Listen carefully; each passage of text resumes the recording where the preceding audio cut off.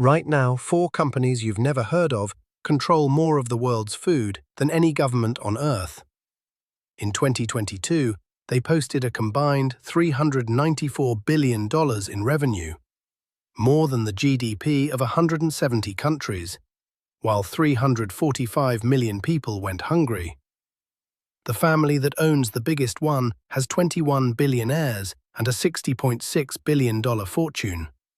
Forbes calls them the richest people you've never heard of. And that claim you've seen everywhere, that these 4 companies control 90% of global grain trade, it's based on 20-year-old data. The real number is lower. But the real picture, it's far worse than you think. But there's a reason you're hearing about this now. In the summer of 2022, the system these 4 companies built almost broke.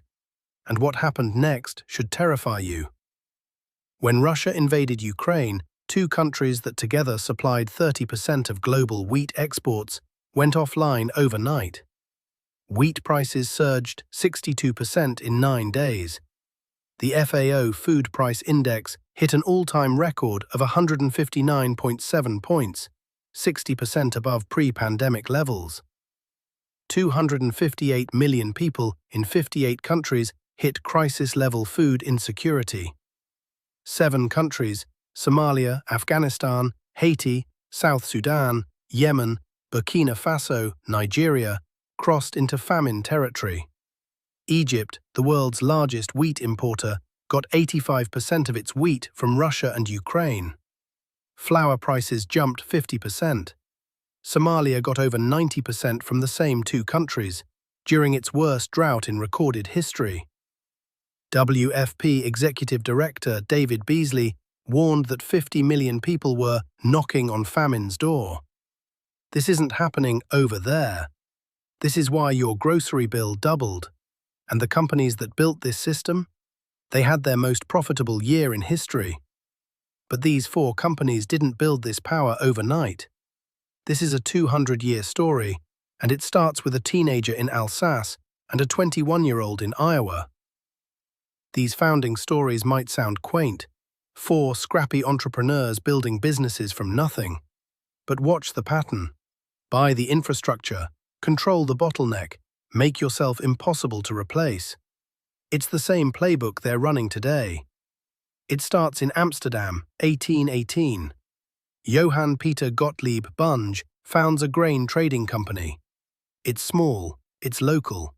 It will eventually expand to Argentina in 1884, then Brazil in 1905, building the South American agricultural trade infrastructure that still exists today.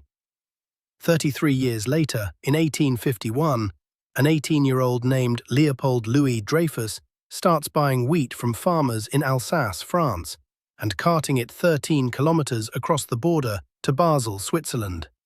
That's it. That's the business. A teenager with a cart. But Leopold was obsessed with information.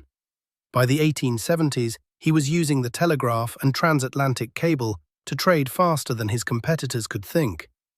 By the early 1900s, the Louis Dreyfus family was among France's 5 richest families, all from wheat. Then, in 1865, William Wallace Cargill, son of a Scottish sea captain, 21 years old, buys a single grain warehouse at the end of a railway line in Conover, Iowa. One warehouse. His daughter later married John H. Macmillan in 1895, merging 2 families that still own the company 130 years later.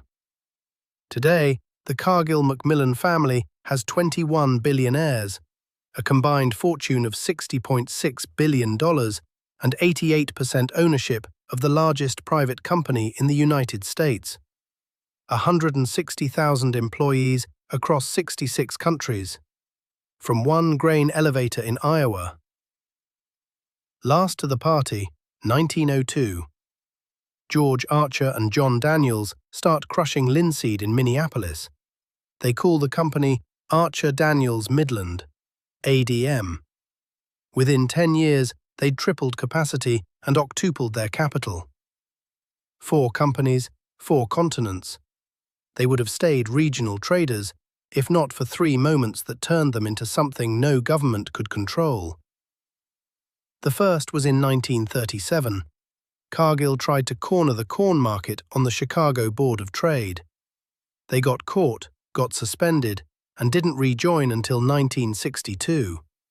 It didn't stop them, it taught them. The second, and this one's wild, July 1972. The Soviet Union secretly purchased 25% of the entire US wheat harvest through private grain firms. Wheat prices doubled from $1.68 to $3 a bushel overnight. The US government had no idea it was happening until after the fact, and it had unwittingly subsidized $300 million of the Russian purchases. They called it the Great Grain Robbery. It was the first time the government realized that private grain traders had more intelligence than the state. The third was October 1998. Cargill, already the #1 US grain exporter, bought #2, Continental Grain's entire commodity business. The Department of Justice required them to divest. 9 facilities. 9, that's it. The merger that cemented the oligopoly. 4 companies, 4 continents, 200 years of quiet expansion. But here's what made them untouchable, and it's not what you'd expect. The industry has a name for them, the ABCD companies. A for ADM, B for Bunge, C for Cargill, D for Dreyfus. And most people think they control food through owning farms. They don't own farms. They own something far more valuable. They control the chokepoints, the grain elevators, the ports, the ships, the futures contracts. They own 32 of America's 54 port grain elevators. Cargill alone has 650 ships sailing at any given moment and handles 25% of all US grain exports. Cargill and JBS together process over 95% of all Canadian beef through just 3 plants. They don't grow the food, they control how it moves, and that's worth more. Now, consider the scale. According to the EU Parliament's 2024 study, ABCD's 50 to 60% share of global grain trade actually exceeds OPEC's roughly 40% share of global oil production. Let that sink in. But here's the kicker. OPEC is sovereign nations, subject to geopolitical pressure and public accountability. ABCD are private corporations with virtually no regulatory oversight.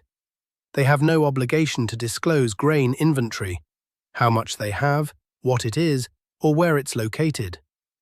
As Member of European Parliament Martin Sherdewan put it, "We do not have a food crisis, we have a price crisis." The food corporations are shamelessly exploiting their monopoly power to artificially inflate prices. They built an empire on controlling the physical flow of food, but the real money, the real revolution came when Wall Street figured out how to turn hunger into a financial product. Here's what you need to understand first. Commodity futures were originally created for farmers, a way to lock in a price before harvest so you wouldn't go bankrupt if prices crashed. That's called hedging. It's protection. It's actually useful. But starting in 1991, Goldman Sachs figured out how to turn that protection into profit. In 1991, Goldman created the Goldman Sachs Commodity Index, the GSCI. And here's the critical design choice. It was long only. It could only buy, never short. That one-directional pressure systematically inflated commodity prices.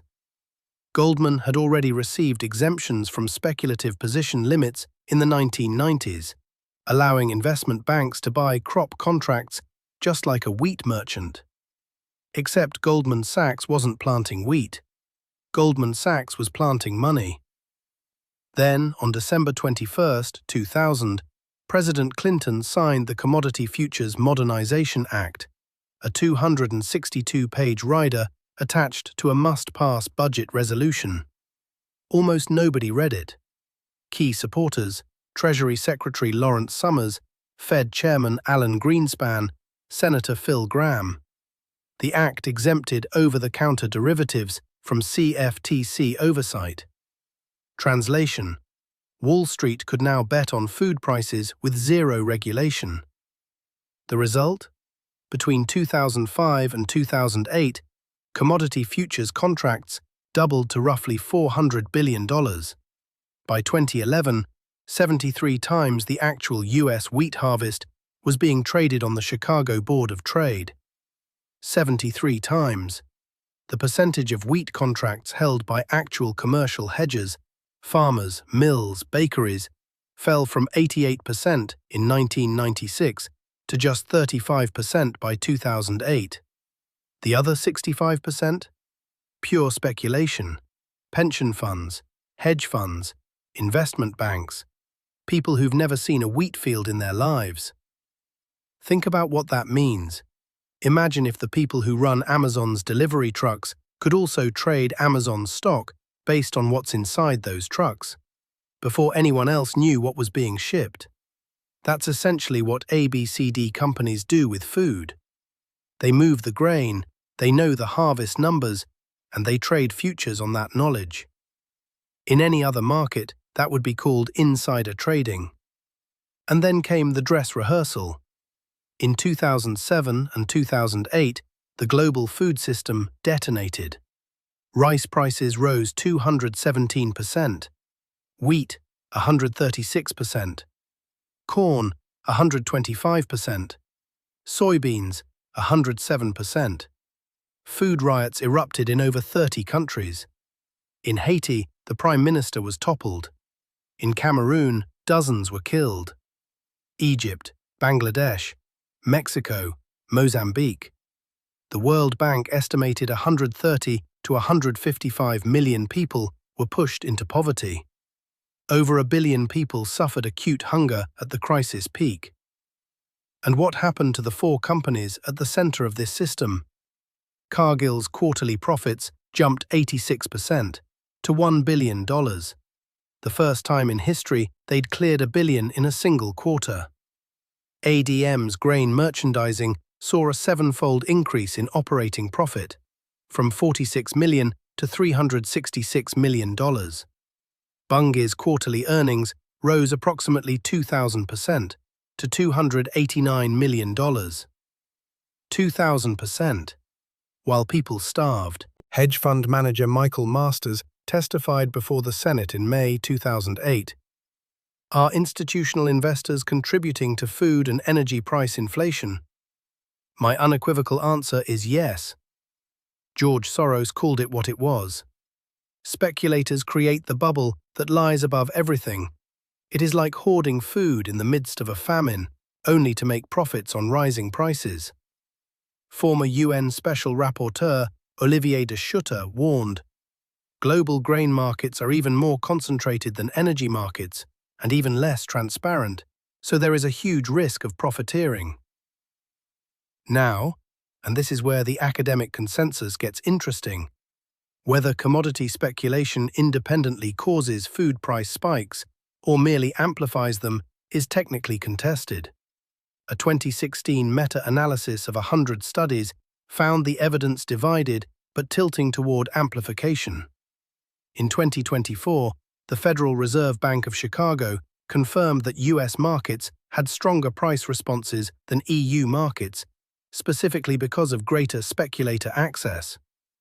So debate the mechanism all you want. The correlation between Wall Street entering the food market and global hunger spiking, that's not contested. But here's the part that makes the ABCD companies different from any other speculator.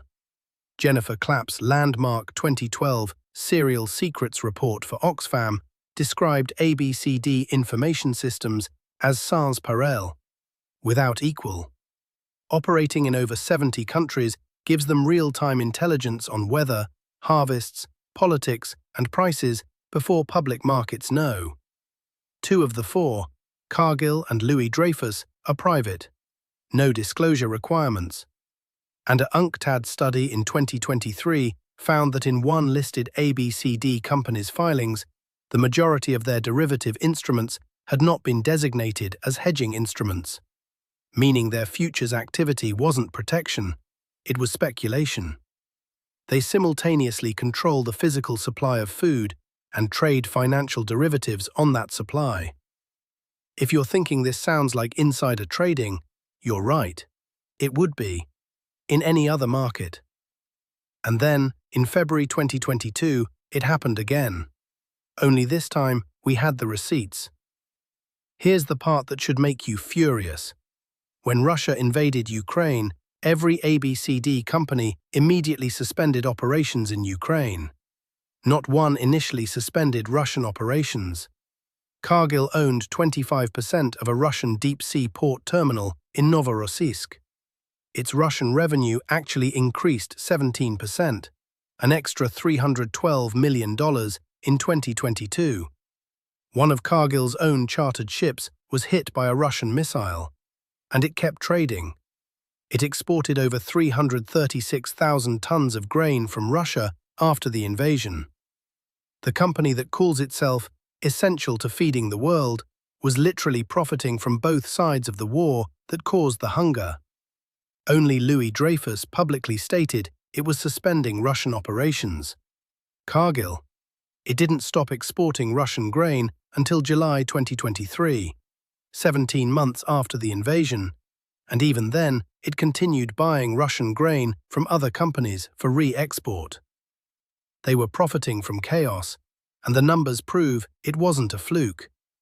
Let me show you exactly how much they made, and why every attempt to stop them has failed. Look at this table. Cargill's pre-war average profit was around $4.3 billion. In 2022, $6.68 billion, an all-time record. That's a 55% increase. ADM went from $2 billion average to $4.34 billion, a 117% jump, the highest in 157 years. Bunge, up 24%. Louis Dreyfus, up 200 to 300%. Combined ABCD revenue in 2022, $393.7 billion. The SOMO Hungry for Profits report found that their combined profits tripled compared to the 2016 to 2020 period. Tripled. And these aren't just revenue increases. The profit margins expanded too. Cargill's net income margin rose from 3.7% to 4.1%.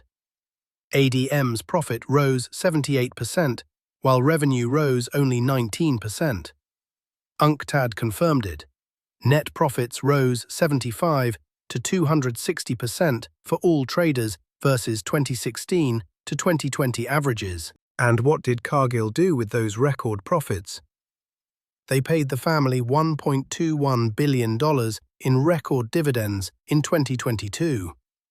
Then a record $1.5 billion in 2025, including a $501 million special dividend, while simultaneously laying off 8,000 workers. Oh, and they donated $10 million to the World Food Programme.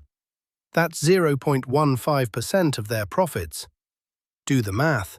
Their $6.7 billion in profit could have single-handedly covered the WFP's entire $5.2 billion budget deficit. The gap between what they gave and what they could have given is the difference between a tax write-off and actually feeding people. Hey, quick question for the comments. If you were the CEO of Cargill, would you raise the WFP donation to 1% of profits, or keep the $1.5 billion family dividend? Let me know below. Broader picture. Oxfam found that 18 food and beverage corporations made roughly $14 billion per year in windfall profits during 2021 and 2022. 62 new food billionaires were created since COVID. The Cargill-Macmillan family's wealth alone increased $14.4 billion, 65% since 2020. So the obvious question is, why doesn't somebody just regulate them? Here's why that doesn't work. First, jurisdictional arbitrage. These companies operate through hundreds of subsidiaries across dozens of jurisdictions. Cargill's trading headquarters isn't in Minneapolis, it's in Geneva, Switzerland. In 2011, Argentina launched a $1 billion transfer mispricing investigation against all 4 ABCD companies. It went nowhere. Second, Dodd-Frank. In 2010, Congress mandated speculative position limits on commodity trading. It took 10 years to finalize. The International Swaps and Derivatives Association, funded by the trading industry, sued the CFTC in 2012 and successfully overturned the first rule. The final rule wasn't completed until October 2020. A decade for one regulation. Third, the lobbying machine. The agribusiness sector spent a record $178 million in lobbying in 2023, with over 1,300 lobbyists. ADM alone spent $3.65 million. ADM's legendary CEO, Dwayne Andreas, donated over $4 million to politicians from both parties during his 27-year reign. And it's always bipartisan. The money flows to both sides. In 2024, 15 of Cargill's 29 lobbyists were former government officials. The revolving door doesn't just spin, it's got a loyalty program. Fourth, the food security shield. Every time regulation comes up, the companies argue their essential infrastructure. Cargill justified staying in Russia by claiming it played a unique role in staving off skyrocketing food prices and world hunger. That's the trap. They are essential, and they know it. Fifth, 2 of the 4 are private. Cargill and Louis Dreyfus face zero public disclosure requirements for inventories, trading positions, or profit breakdowns by commodity. You literally can't regulate what you can't see. Let me take a step back and tell you what all of this adds up to. 4 companies control the chokepoints. Wall Street turned their product into a casino, and every attempt to regulate them, Dodd-Frank, antitrust enforcement, transparency requirements, has been delayed, defunded, or defeated. So what happens when they get caught? Let me show you the pattern. In 1996, ADM was fined $100 million for price-fixing lysine, the largest criminal antitrust fine in US history at the time. 3 executives went to prison, including the CEO's son. ADM paid another $400 million in class action settlements. The story was so outrageous, Matt Damon starred in a movie about it, The Informant. Fast forward to 2024. ADM's CFO, Vikram Luthar, and 2 other executives were caught artificially inflating nutrition segment profits to hit bonus targets.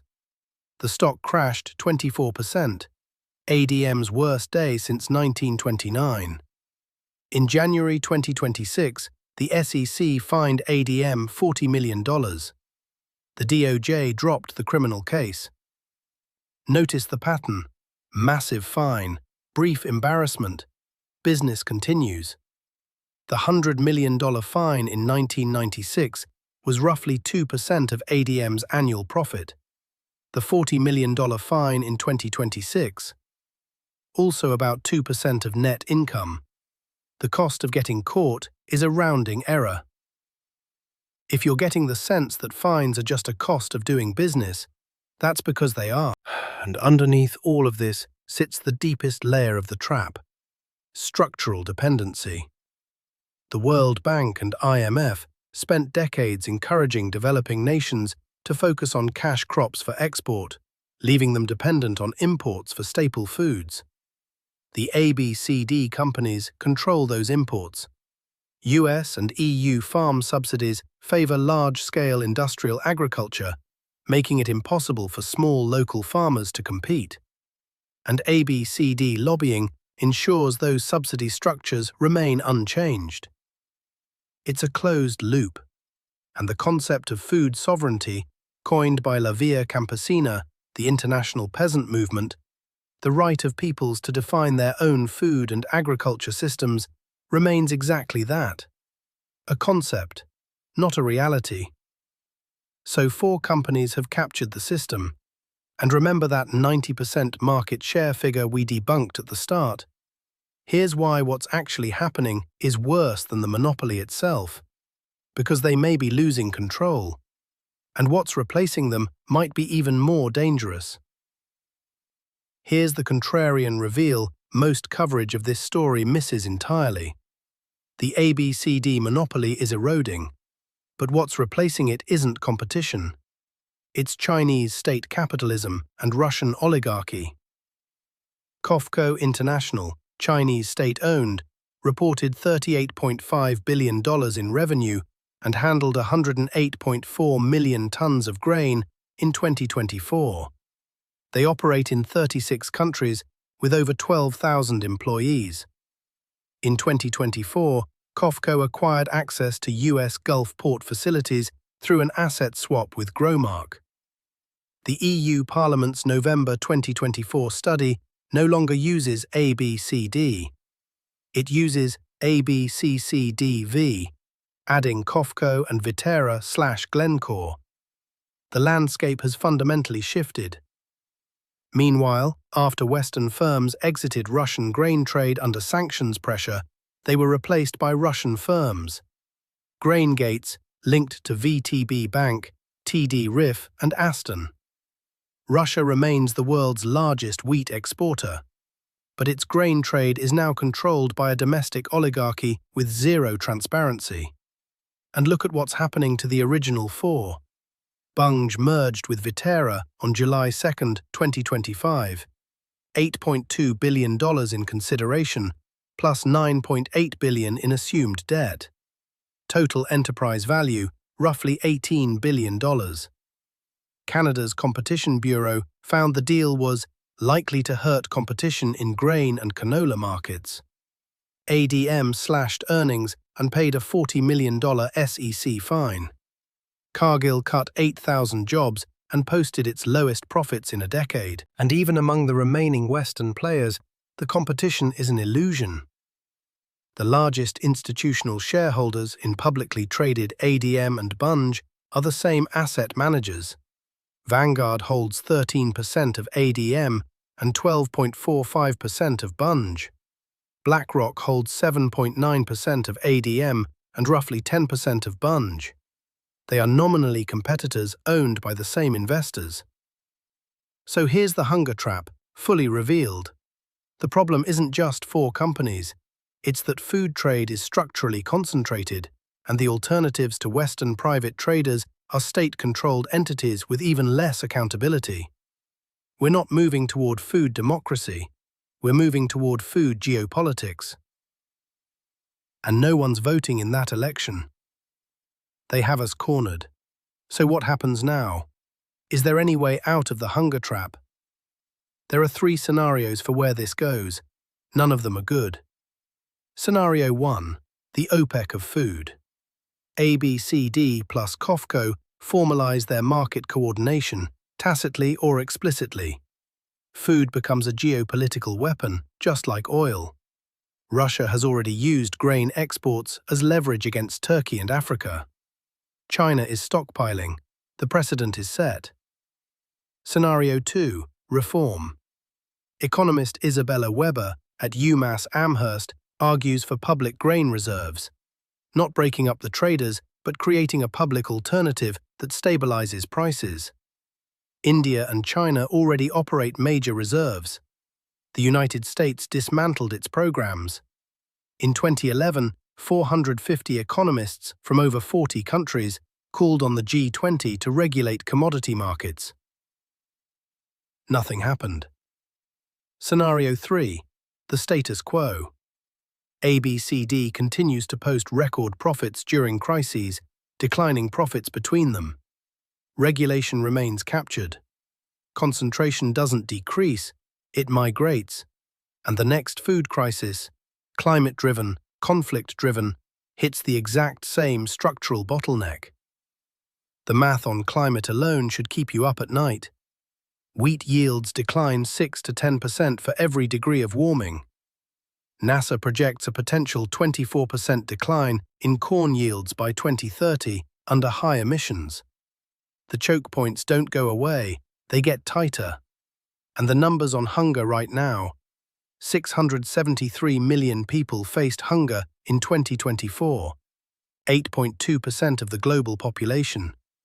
307 million of them in Africa alone, where 1 in 5 people doesn't have enough to eat. The UN projects 512 million chronically undernourished by 2030, with roughly 60% concentrated in Africa. So who wins? The Cargill-Macmillan family, $2 billion in dividends and buybacks in 2025 alone, even during mass layoffs. COFCO and the Chinese state food strategy. Financial speculators who've turned harvests into casino chips. Who loses? Net food importing developing nations. Over 25 African countries import more than a third of their wheat from Russia and Ukraine. Smallholder farmers squeezed by buyer power. And you, every consumer facing structural food price inflation baked into a system designed to extract maximum profit at the choke point between the farmer who grew it and the person who eats it.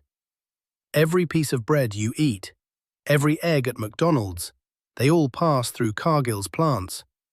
Every box of cereal on your shelf, all of it passed through a system that is less regulated than the banks that manage your money. And you probably learned the names of the companies running it for the first time today.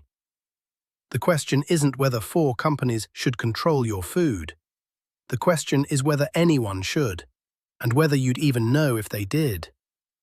And if you haven't seen our deep dive into Wall Street's $600 trillion derivatives time bomb, check it out. Links on screen. Now I want to hear from you. Drop your prediction in the comments. Do we get public grain reserves within the next decade, or does the hunger trap get worse before it gets better? And if you're not subscribed yet, you know what to do.